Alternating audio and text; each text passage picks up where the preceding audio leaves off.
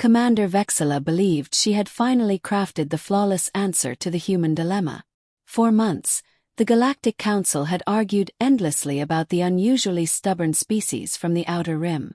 They were too dangerous to welcome into civilized society, too advanced to dismiss, and far too personable to outright destroy.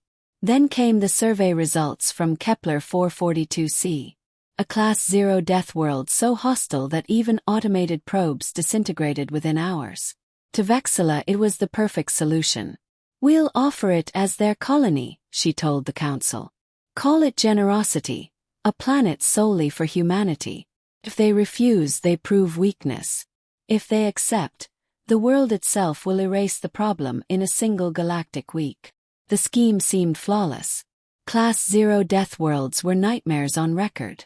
Kepler 442c suffered acid rainstorms, surface heat swings between -80 and 200 degrees Celsius, an atmosphere rich in methane, and shifting gravity strong enough to liquefy organic matter.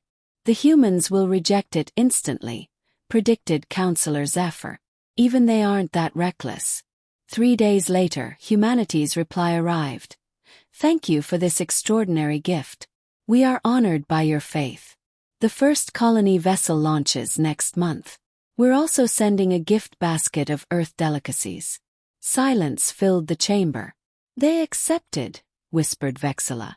"Perhaps they misread the classification," another counselor suggested hopefully.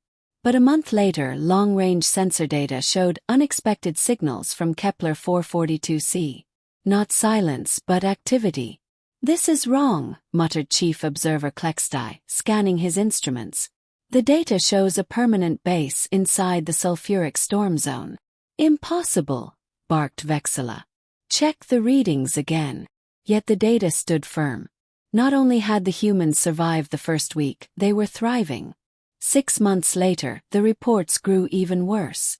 "They've built geothermal spas," said Communications Officer Nexula, her voice hollow.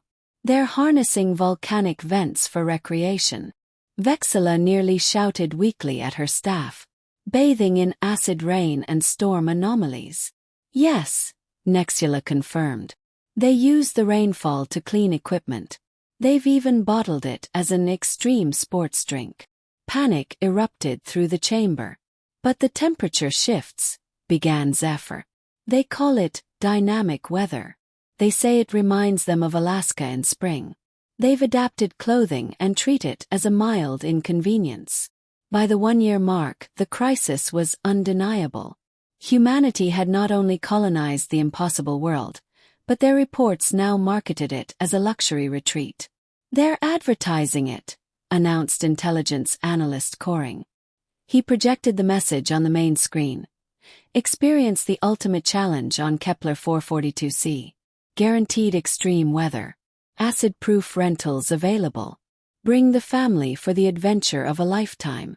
"Family?" croaked Vexilla. "They're bringing offspring here." "Worse," Nexula added. "They've created summer camps.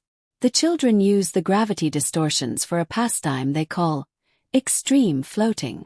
The breaking point came 18 months after colonization. "Commander," Nexula reported, trembling. "A new transmission has arrived. They're thanking us again, and they're asking something." Dread filled Vexilla. "What do they want?" "They're requesting any available Class -1 death worlds. Apparently, Kepler 442c has become too tame now that they've adapted. They want greater challenges."